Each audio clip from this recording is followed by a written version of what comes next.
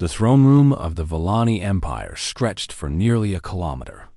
Giant pillars of black stone rose toward a ceiling painted with images of conquered worlds. Golden light poured through crystal windows, casting long shadows across the polished floor.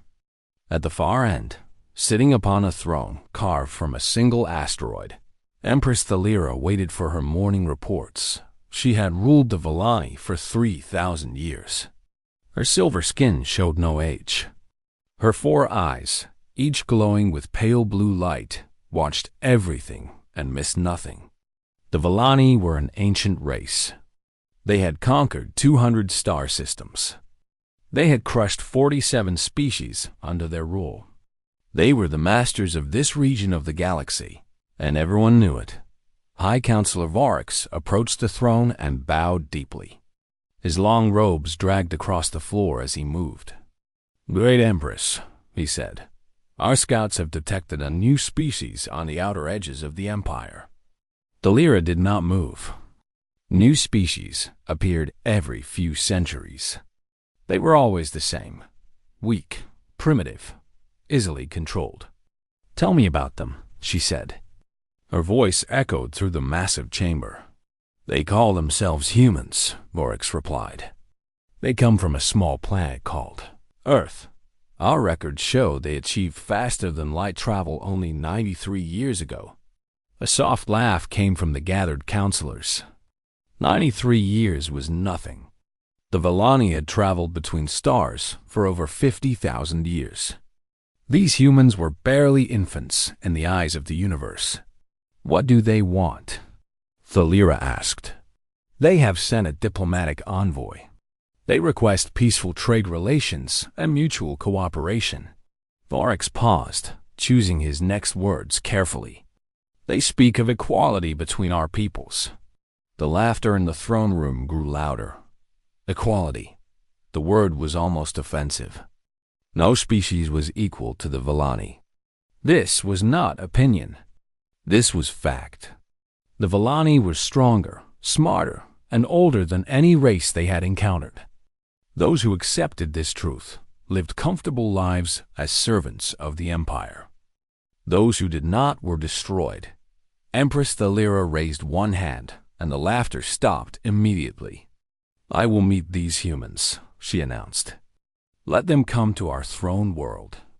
Let them see what true power looks like. Then they will understand their place." 2 weeks later, a single human ship entered the Vellani home system. It was small compared to the massive battleships that patrolled Vellani space.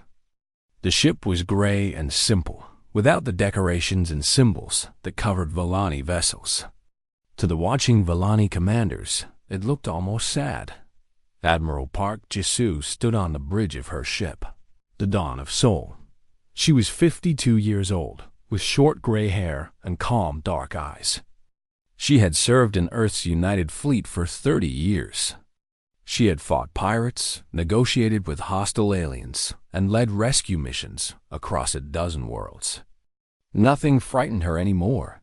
"Admiral," said Captain Yoon Do-won, her second-in-command, "we are receiving docking instructions from the Vellani command station." "Follow them exactly," Park replied. "We are guests here.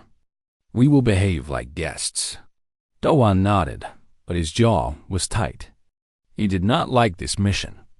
The Vellani had a reputation across the galaxy. They were not kind to species they considered inferior, and they considered everyone inferior. The Dawn of Seoul landed in a massive docking bay filled with Vellani warships. Each enemy vessel was 3 times the size of the human ship. Their hulls were covered with weapon ports and shield generators. They were designed to inspire fear, and they succeeded. Admiral Park walked down the landing ramp with Captain Do-won at her side. A group of Vellani soldiers waited for them. The soldiers were tall, nearly 3 meters high, with 4 arms and skin that shifted colors as they moved. They carried energy weapons that hummed with deadly power. "You will follow us," one soldier commanded. "The Empress waits." The walk to the throne room took almost an hour. Admiral Park knew this was intentional. The Villani wanted her to see their power. They wanted her to feel small. They led her past training grounds where thousands of soldiers drilled. They led her past weapon factories where ships were built. They led her past prisons where defeated enemies waited in chains. Park watched everything but said nothing. Her face remained calm and peaceful. Finally, they entered the throne room. Admiral Park looked up at the massive pillars and the painted ceiling. She saw the thousands of Villani nobles gathered to watch this meeting. She saw Empress Thalira sitting on her asteroid throne, looking down at her like she was an insect. "Human," the Empress said, "you stand before the ruler of 200 worlds. You stand in the heart of an empire that has existed for 10,000 years. Speak your request, and know that your next words will decide the fate of your species." Admiral Park bowed politely. It was not a bow of submission. It was the bow one leader gives to another as a sign of respect. Several Villani nobles whispered angrily at this insult. "Great Empress," Park said, her voice clear and steady, "I bring greetings from the people of Earth. We seek only peaceful relations with the Villani Empire. We offer fair trade, shared knowledge, and friendship between our peoples. We believe that cooperation benefits everyone." Empress Thalira leaned forward slightly. Her 4 eyes studied the small human before her. "You speak of equality," she said, "but there is no equality between us. The Villani rule. Others serve. This is the natural order of the universe. With respect, Empress, the people of Earth do not serve others. We never have. We never will." Silence fell across the throne room. No one spoke to Empress Thalira this way. No one had dared for over 1,000 years. High Council of Orcs stepped forward quickly. "Perhaps the human does not understand our ways," he said, trying to prevent disaster. "Let us explain their options more clearly." Empress Thalira raised one hand to silence him. Her eyes never left Admiral Park. "I will explain," she said coldly. "Human, your species has 2 choices. You may swear loyalty to the Villani Empire and pay tribute as our subjects. Your people will serve us, and in return, you will be allowed to live. This is our generous offer. And the second choice?" Park asked. "You refuse, and we destroy your civilization. Your worlds will burn. Your people will die. Your name will be forgotten. This is what happens to those who defy the Villani." The threat hung in the air like poison. Every Villani in the room waited for the human to break down. They waited for tears, for begging, for surrender. This was how it always happened. Admiral Park simply smiled. "I understand your terms, Empress," she said calmly. "I will relay them to my people. You may receive our answer soon." She bowed again, that same polite bow between equals, and turned to leave. "Wait," Empress Thalira commanded. "You show no fear. You should be terrified. Why do you smile?" Admiral Park stopped at the door. She looked back at the ancient Empress on her throne of stone. "Because, Empress, I have faith in my people. Whatever happens next, we will face it together. That is the human way."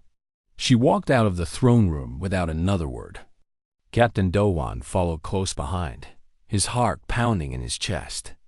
The massive doors closed behind them with a boom that echoed through the chamber. "Empress." Thalira sat in silence for a long moment. Around her, the nobles whispered nervously. They had expected fear. They had expected weakness. They had not expected this strange, calm confidence. "High Counselor," Thalira said quietly, "tell me more about these humans." Vorax bowed. "Of course, Great Empress. What would you like to know?" Thalira's eyes glowed brighter. "Everything." 2 weeks passed after Admiral Park left the Villani throne world. In that time, Empress Thalira celebrated what she believed was another easy victory. She had given the humans her ultimatum. Soon they would surrender. They always did. The Empress held a great feast in her throne room. Thousands of nobles gathered to eat rare foods from across the empire. Musicians played ancient songs. Dancers performed in floating spheres of light. It was a celebration of Valani power, a reminder that no species could stand against them. The humans have not responded yet, High Council of Orcs reported during the feast. But this is normal. Lesser species often need time to accept their defeat. Empress Thalira sipped wine from a crystal glass. Let them take their time. The result will be the same. They will bow, or they will burn. Fleet Master Dren, commander of the Imperial Fleet, approached the throne. He was a massive Valani, covered in battle scars from 100 campaigns. "Great Empress," he said, "our scouts report that the human envoy has returned to their territory. We have detected no unusual activity." "Of course not," Thalira replied. "What could they possibly do? Our intelligence says they have fewer than 500 warships. We have 50,000. The mathematics are simple." Dren nodded, but something bothered him. He had watched the recording of Admiral Park's visit many times. The human female had shown no fear. This was strange. Conquered species always showed fear. It was natural. But the human had smiled. Dren had fought many wars. He had learned to trust his instincts. And his instincts told him something was wrong. "Perhaps we should send scouts deeper into human space," he suggested, "to confirm their fleet numbers." Empress Thalira waved her hand dismissively. "You worry too much, Fleet Master. These humans are nothing. They achieved space travel less than a century ago.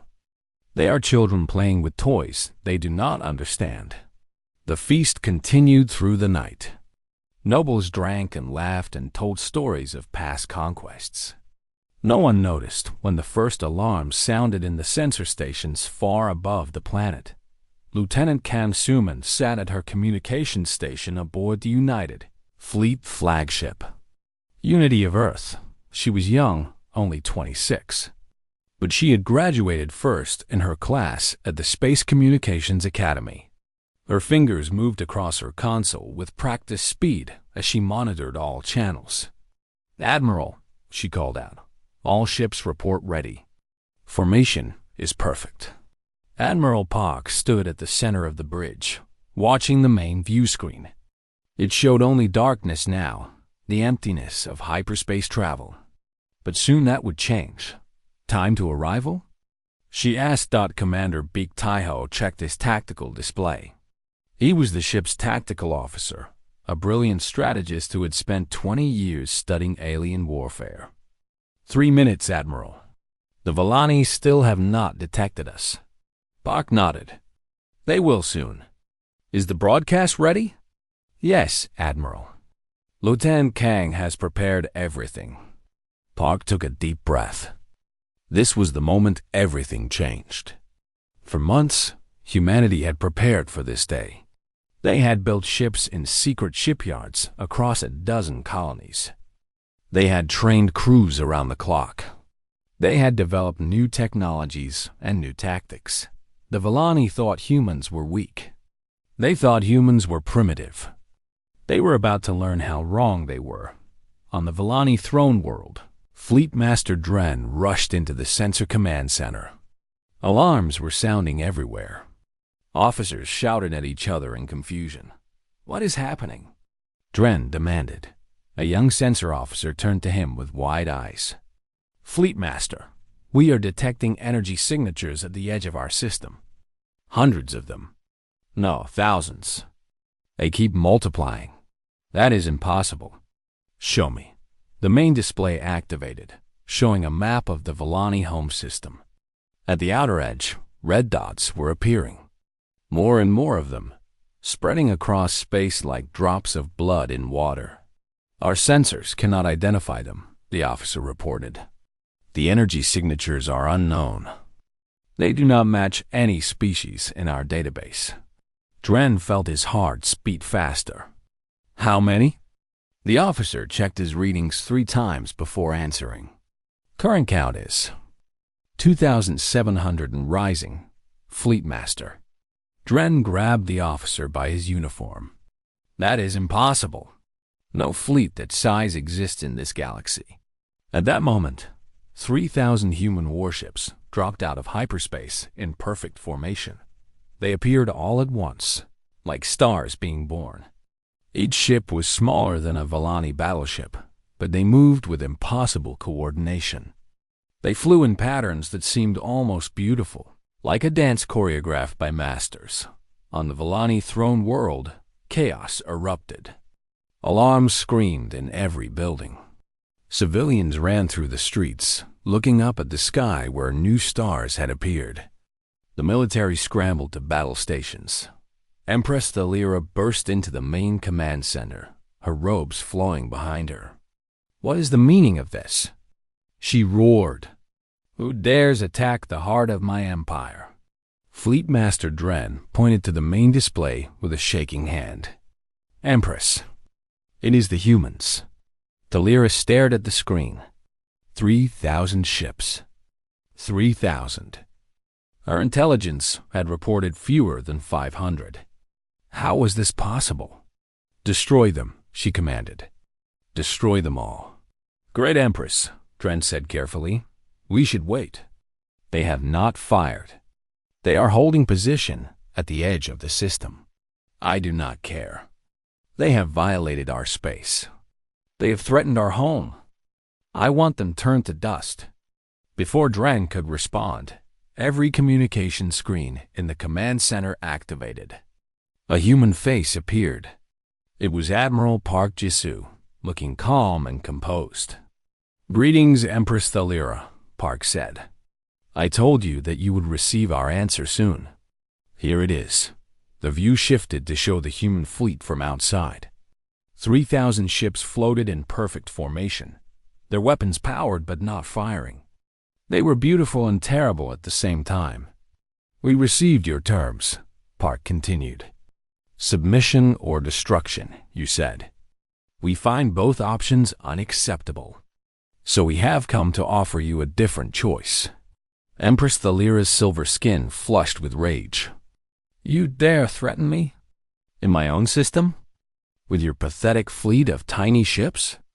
These ships are not a threat, Empress. They are a message. We are not the weak species you believed us to be. We are not children playing with toys. We are humanity, and we do not bow to tyrants. The communication ended, leaving Empress Thalira staring at a blank screen. Around her, officers waited in terrified silence. No one had ever spoken to the Empress this way. No one had ever dared. High Counselor Vorix entered the command center, breathing heavily. Great Empress, I have confirmed reports. The human fleet consists of exactly 3,000 warships. They appeared without any warning. Our long-range sensors never detected them until they arrived. How? Thalira demanded. How did they build so many ships? How did they hide them from us? Vorix hesitated. The truth was embarrassing. They did not hide them, Empress. Our scouts simply did not look. We considered humans beneath our notice. We never sent observers to their shipyards or their colonies. We assumed they were too primitive to matter. The silence in the command center was absolute. Empress Thalira stood frozen, her 4 eyes burning with cold fury. She had ruled the Volani for 3,000 years. She had conquered dozens of species. She had never felt anything but supreme confidence in her power. Now, for the first time in centuries, she felt something else. She felt doubt. On the bridge of the unity of Earth, Admiral Park watched the Volani command center through long-range sensors.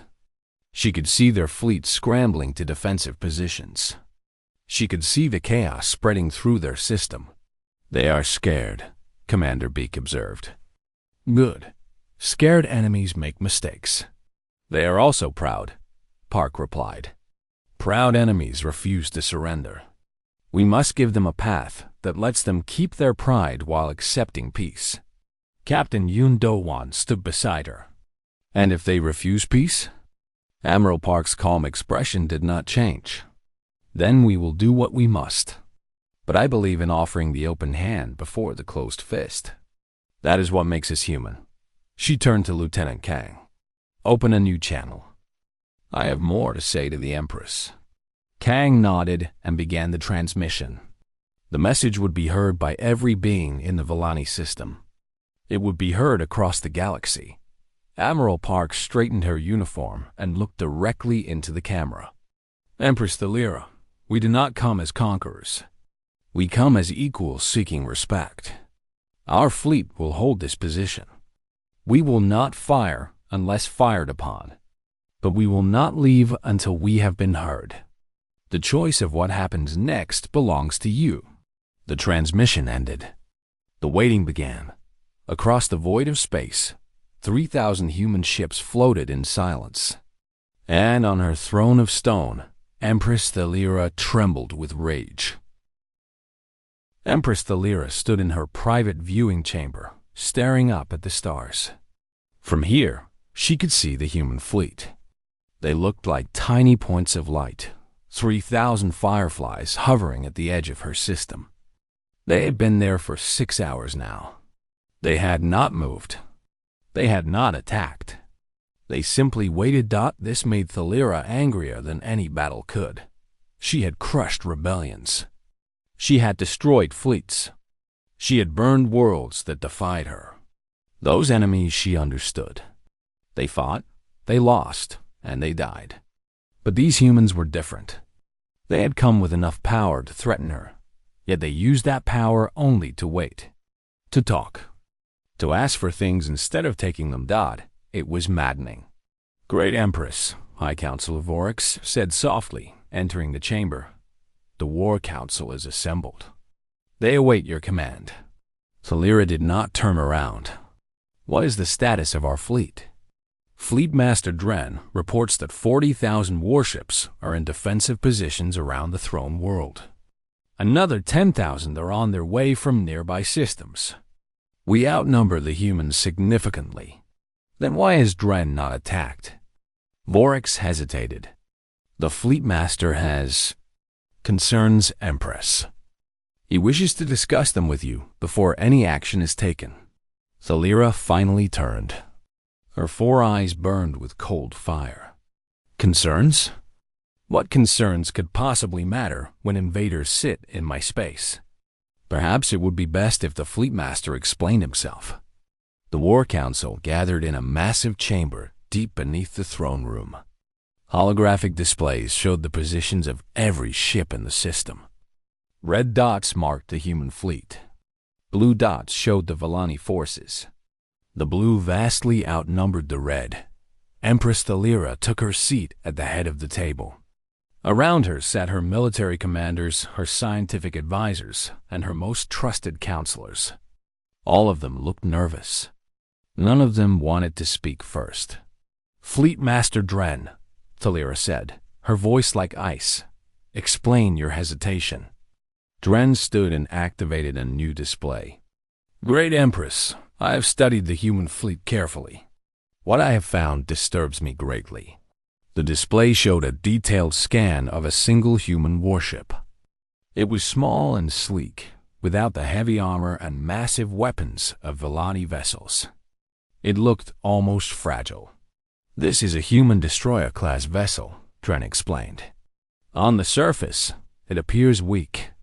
Our weapons could cut through its hull easily. But look here. He zoomed in on the ship's internal structure. Complex networks of energy lines connected every system. Communication arrays linked it to every other ship in the fleet. The humans use what our scientists are calling a distributed combat network. Every ship shares information with every other ship instantly. When one ship sees an enemy, all ships see it. When one ship fires, all ships coordinate their fire. They fight as a single organism. Empress Thalira frowned. We have similar technology. This is not new. Our technology is similar but not the same, Dren replied. Watch this simulation. The display changed to show a mock battle. Vellani ships attacked a group of human vessels. The Vellani destroyed the first human ship easily. But then something strange happened. Instead of weakening, the human formation became stronger. Their fire became more accurate. Their movements became more coordinated. When we destroy one of their ships, Dren said quietly, the network adapts. It learns. The remaining ships become more effective, not less. If we destroy half their fleet, the surviving half will fight twice as hard. Weapons Master Korvath, Chief of Military Science, spoke up. Our analysts have run over 200 simulations. In every scenario where we attack first, we win eventually. But our losses range from 50 to 70% of our forces. Silence fell over the council. 70%. That was over 30,000 ships. Millions of Vellani soldiers. It would take decades to rebuild such a force. Chief Engineer Shin Yunji sat in her quarters aboard the Unity of Earth, monitoring the status of every ship in the human fleet. She had designed the distributed network herself. It was her life's work, the result of 20 years of research and development. Marine Captain Oh Jungwoo entered her quarters and sat across from her. He commanded the ground forces that waited in the transport ships. 10,000 soldiers, ready to fight if necessary. How are we doing? He asked. Perfect synchronization across all ships, Yunji replied. The network is performing better than expected. The Vellani are scanning us constantly. They must be very confused. Junwoo laughed. Good. Confusion is our ally. The longer they think about attacking, the less likely they are to do it. Do you think they will attack? Junwoo considered the question carefully. The Empress is proud. She has never backed down from a challenge in 3,000 years. But she is also not stupid. She knows that fighting us will cost her more than she wants to pay. So what happens next?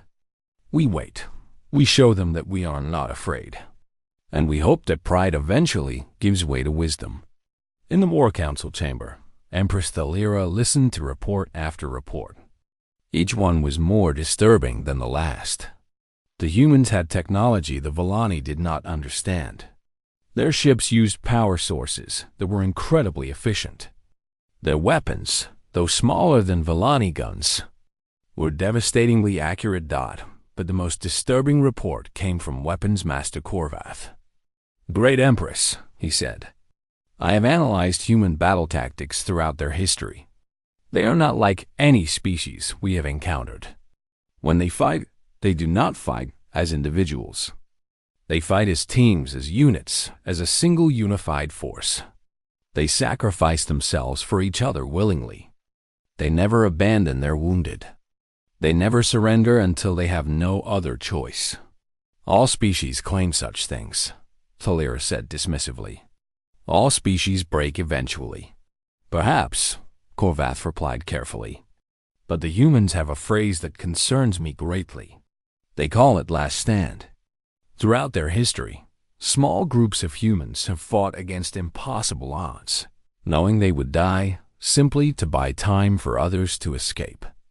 They treat certain death as an acceptable price for victory. High Council of Orcs leaned forward. You are saying they do not fear death? I am saying they fear defeat more than death. That makes them very dangerous. Empress Thalira stood suddenly, knocking her chair backward. Her rage, barely contained, finally exploded. You told me they were nothing. She screamed at her council. You told me they were primitive insects. You told me their little ships were toys. And now you sit here telling me we cannot defeat them without losing half our fleet. No one answered. No one dared. Thalira pointed at the holographic display where 3,000 human ships waited silently. They sit at my doorstep like I am the one who should beg. They speak to me as an equal. They dare to offer me terms. She swept her hand across the table, sending documents and data tablets crashing to the floor. This is my empire. Mine. I have ruled for 3,000 years. I will not be humiliated by creatures who learned to walk upright 5 minutes ago. The council sat frozen in terror. They had seen the Empress angry before, but this was different. This was rage born of something deeper than anger. This was the rage of someone who had just discovered that the universe was not what she thought it was. Fleet. Master Dren spoke carefully. Great Empress, the humans are still broadcasting. They offer peaceful negotiations. Perhaps if we silence. Thalira roared. I did not build this empire by negotiating with lesser species. I built it by crushing them. She turned and stormed out of the council chamber. The doors slammed behind her with a sound like thunder. For a long moment, no one moved. Then High Counselor Vorik sighed heavily. We have a problem, he said quietly. The Empress will not listen to reason. She sees negotiation as weakness. What choice do we have? Dren asked. If we attack, we win, but we lose everything that matters. If we do nothing, the Empress's rage will only grow. Vorik looked at the display, at the 3,000 human ships floating peacefully in space. We need time, he said. Time for the Empress to see reality. Time for her pride to accept what must be done. And if her pride never accepts? Vorik had no answer for that. None of them did.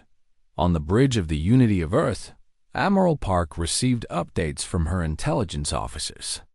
They reported the chaos in the Volani command structure. They reported the Empress's rage. They reported the growing fear among the Volani military. They are scared, Commander Beak said. But scared people do dangerous things. Admiral Park nodded slowly. Then we must give them a reason to be calm. Open all channels, Lieutenant Ken. It is time to explain who we really are. The communications officer began transmitting. Soon, every being in the Volani Empire would hear the voice of humanity. And perhaps, just perhaps, they would understand. 48 hours had passed since the human fleet arrived. 48 hours of tension, of fear, of waiting. Neither side had fired a single shot. The galaxy had never seen anything like it. Across the stars, billions of beings watched the standoff. News feeds broadcast constantly from the Volani home system. Commentators analyzed every movement of every ship. Philosophers debated what it all meant. The universe held its breath.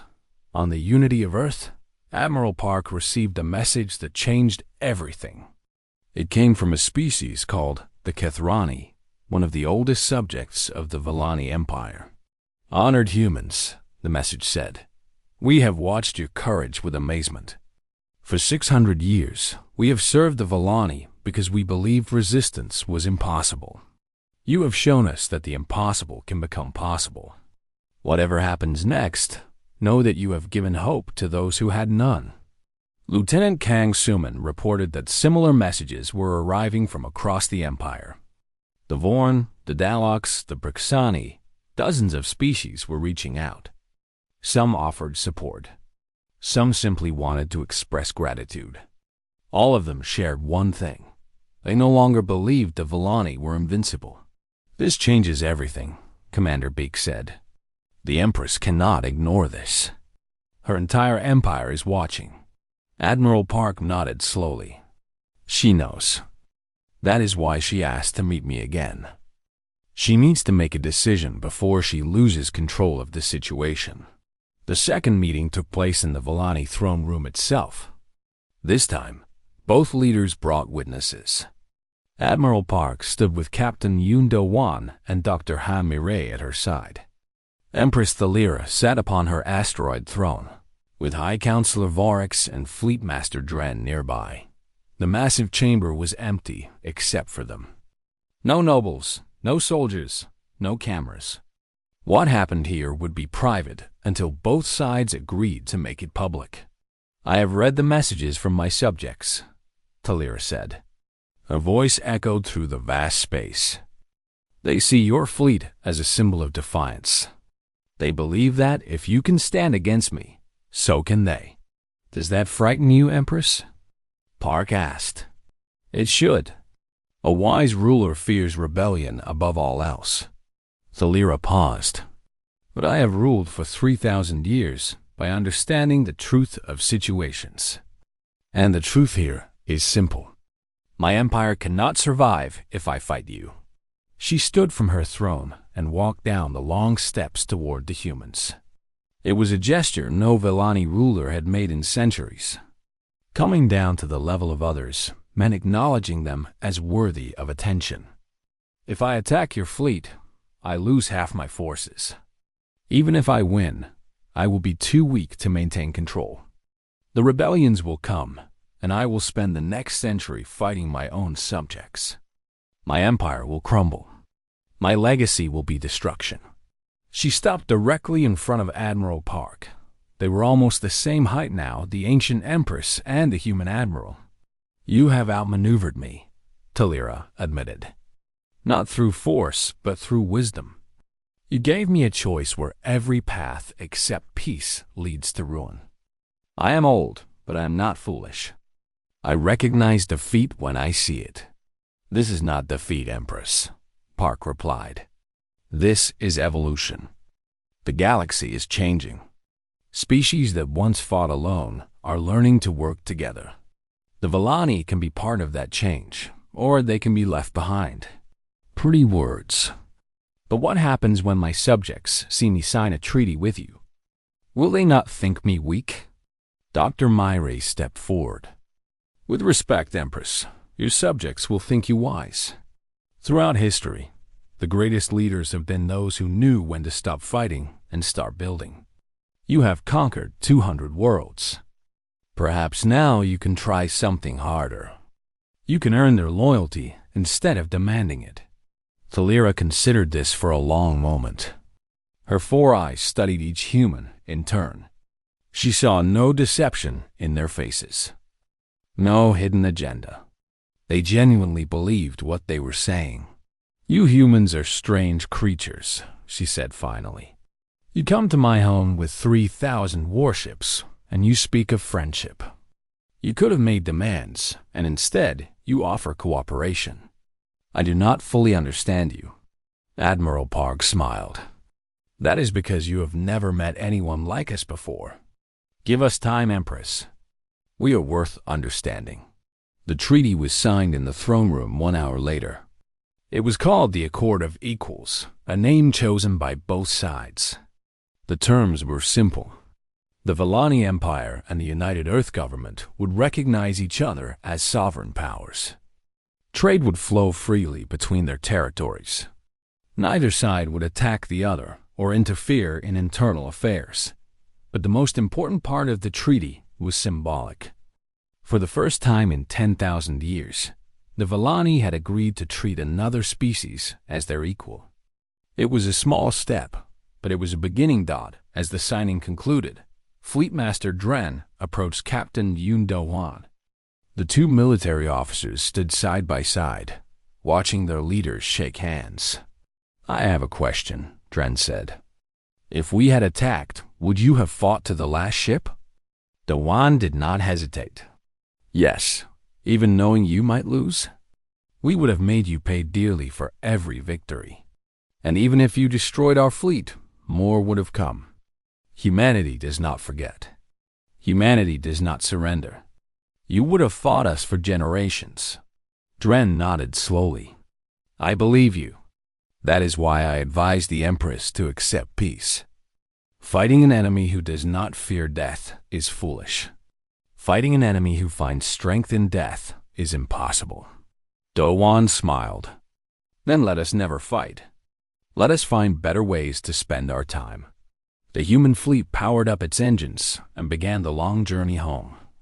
One by one, the ships turned toward Earth's distant star and vanished into hyperspace.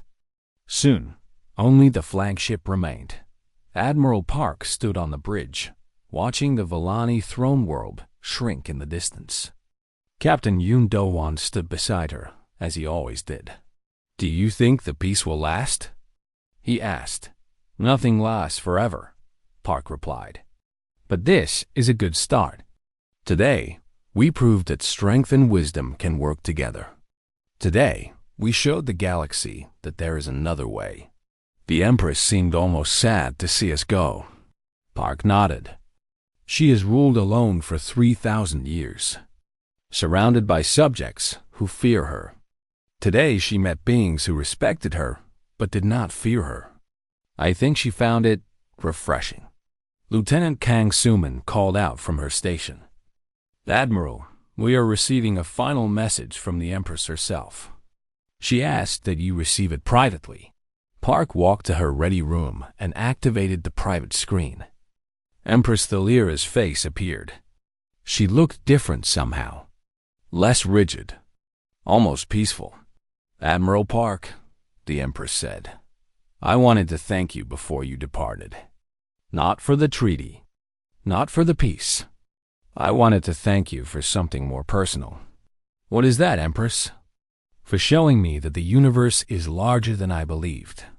For 10,000 years, I thought I understood everything. I thought I knew all the answers. You have reminded me that there is still much to learn. She paused. Perhaps these humans will make the galaxy interesting. The screen went dark. Admiral Park smiled and returned to the bridge. Take us home, she ordered. The Unity of Earth slipped into hyperspace, leaving the Volani system behind. In the throne room on the distant world, Empress Thalira stood at her window, watching the last human ship disappear. For the first time in centuries, she was looking forward to the future, and somewhere across the galaxy, 3,000 human warships flew home through the stars, their mission complete. They had come as warriors. They had left as neighbors. They had proven, once again, that humanity's greatest weapon was not its ships or its technology, that it was its stubborn, unshakable belief that tomorrow could be better than today. That was what made them human, and that was why they would never be conquered. Dr. Han Myre stood before the main camera on the Unity of Earth. She was not a soldier. She was a cultural attaché, a scientist who had spent her life studying how different species thought and communicated. Now she had the most important job of her career, explaining humanity to an empire that wanted them destroyed. Beings of the Volani Empire, she began, her voice calm and clear. I am Dr. Han Myre of Earth. I come before you not as a warrior, but as a teacher. I want to tell you a story. The story of my people. Across the Volani home system, billions of beings watched the broadcast. Soldiers in their barracks, workers in their factories, nobles in their palaces. Even Empress Thalira, alone in her private chambers, could not look away. 300 years ago, Myre continued, humanity nearly destroyed itself. We had weapons that could burn entire continents. We divided ourselves into nations that hated each other. We fought wars over land, over resources, over ideas. We came very close to extinction. Images appeared on the screen behind her. Cities in flames. Mushroom clouds rising into the sky. The terrible history of human warfare. But something changed. When we looked into the abyss of our own destruction, we chose a different path. We realized that our strength was not in our weapons. It was in our ability to work together, to trust each other, to build something greater than ourselves. The images changed. Now they showed humans building cities together. Humans from different nations shaking hands. Humans reaching for the stars. Today, 3,000 ships fly in perfect formation. Each one is crewed by people from different countries, different cultures, different beliefs. We do not agree on everything. We argue constantly. But when danger comes, we stand as one. This is what makes humanity strong. Not our technology, not our weapons, our unity. In the Volani Command Center, Weapons Master Korvath watched the broadcast with growing understanding. She is speaking the truth, he said quietly to Fleet Master Dren. I have seen their military records. They fight as individuals, but think as a collective. It is the opposite of our approach. Dren nodded slowly. We train our soldiers to seek personal glory. Each Valani captain wants to be the hero who wins the battle. The humans train their soldiers to support each other. No one seeks glory. Everyone seeks victory. That is why their network is so effective, Korvath realized. It is not just technology. It is philosophy. They share information because they genuinely believe that shared success is better than individual triumph. On screen, Dr. Myre was finishing her message. We did not come here to conquer you. We came to show you that we cannot be conquered. There is a difference. The Valani are powerful. We respect that power. But respect must flow both ways. We offer you peace as equals. We offer you trade that benefits both our peoples. We offer you friendship if you will accept it. She paused and looked directly into the camera. The choice is yours. We will wait. The broadcast ended. Silence fell across the Empire. Empress Thalira sat alone in darkness, watching the empty screen. The human's words echoed in her mind. She wanted to dismiss them as lies. She wanted to believe that the humans were just like every other species she had conquered. But something in the woman's voice had rung true. A soft knock came at her door. "Enter," she said wearily. High Counselor Varric stepped inside. He moved slowly, carefully, like a man approaching a dangerous animal. "Great Empress, I have disturbing news." "More disturbing than 3,000 ships at my doorstep?" "Perhaps." Varric handed her a data tablet. "We have intercepted communications from across the Empire. Other species under our rule are watching the human fleet. They are inspired." Thalira read the reports with growing horror. The Gethrani, a species she had conquered 600 years ago, were openly celebrating the human arrival. The Vorn, enslaved for over 1,000 years, were organizing resistant cells. Even the Daleks, who had served the Valani loyally for generations, were asking questions they had never asked before. "They see the humans as liberators," Varric said. "They believe that if the humans can stand against us, perhaps they can too." Thalira crushed the tablet in her hand. "This is unacceptable." "I agree, Empress. But it is reality. The longer the human fleet stays, the more our subjects will question our power. If we attack and lose half our forces, we will be too weak to maintain control. Rebellions will spread like fire. And if we do not attack, we appear weak anyway." Varric nodded sadly. "We are trapped between two terrible choices. But there may be a third path." Thalira looked up at him. "Speak." "The humans are not asking for our surrender. They are not demanding tribute. They simply want to be treated as equals. If we accept their terms, we lose nothing but pride. Our empire remains intact. Our subjects see that we chose peace, not weakness." "Peace from a position of strength," Thalira muttered. "Exactly. We tell our people that we could have destroyed the humans, but chose mercy.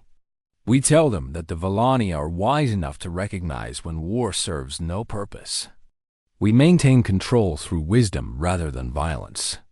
Thalira sat in silence for a long moment. The idea was bitter. It tasted like defeat. But as she considered it, she began to see the logic. The Valani Empire had not survived for 10,000 years by fighting every battle. Sometimes the greatest victory was knowing when not to fight. On the Unity of Earth, Admiral Park received a strange message. It was a request from Empress Thalira for a private meeting. No advisors, no guards, just two leaders, face to face. "It could be a trap," Commander Beak warned. "It could be," Park agreed. "But I do not think so. The Empress is proud, but she is not stupid. She knows that killing me would not stop our fleet. It would only guarantee war." Captain Yoon Do-wan stood beside her. "If you go down there alone, you may not come back. Park smiled.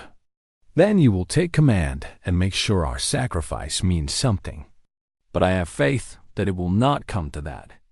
I have looked into the Empress's eyes. She is ancient and powerful, but she is not evil. She is simply accustomed to a universe where she is always the strongest. We have shown her that the universe has changed. She turned to Lieutenant Kang Suman. Prepare a shuttle. I am going to meet the Empress. The shuttle landed in a quiet courtyard near the Vellani Palace. No soldiers waited to greet Admiral Park. No weapons pointed at her ship. There was only a single Vellani aide who led her through empty hallways to a small room overlooking a garden of alien flowers. Empress Thalira waited there alone. She wore no crown, no symbols of power.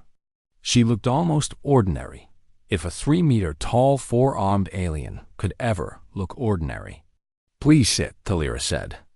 Her voice was tired. We have much to discuss. Park sat across from her. Between them was a small table with 2 glasses of some purple liquid. Wine, perhaps, or something like it. You took a great risk coming here, Thalira said. So did you, agreeing to meet. Your counselors must have argued against it. They did. The Empress almost smiled. They argued loudly and at length. But I have ruled for 3,000 years. I know when to listen to advisors and when to trust my own judgment. She picked up her glass and drank deeply. Why did you come here, Admiral? Your fleet is powerful enough to cause us great harm. You could have simply made demands. Because demands lead to resentment, Park replied. Resentment leads to revenge. We do not want enemies, Empress. We want neighbors who respect us as we respect them. Respect. Thalira tasted the word like it was foreign. My empire was built on fear. Fear is simple. Fear is reliable. Respect is complicated. Fear only works until someone stops being afraid. We stopped being afraid when we realized we would rather die fighting than live as slaves. Now you face a choice. Keep relying on fear, and eventually someone will call your bluff. Or learn to build relationships based on mutual benefit. Thalira stared at the human for a long moment. You truly believe this? You believe that species can work together as equals? I have seen it happen. Humanity was once divided into thousands of nations that fought constantly. Now we are one people. It was not easy. It took centuries. But we did it. If we could unify ourselves, perhaps the galaxy can be unified too. The Empress set down her glass. Her 4 eyes studied the human admiral with new curiosity. You are an interesting species, she said. More interesting than I expected. Does that mean you will consider our offer? Thalira stood and walked to the window. The garden below was beautiful, filled with plants from 100 conquered worlds. She had always seen it as a symbol of power. Now she wondered if it could become something else. I will consider it, she said finally. But my people will need time to accept this change. 3,000 years of tradition cannot be overwritten in a day. Admiral Park stood and joined her at the window. We have time, Empress. Our fleet will not move until we have your answer. Take as long as you need. For the first time since the crisis began, Empress Thalira felt something she had not felt in centuries. She felt hope.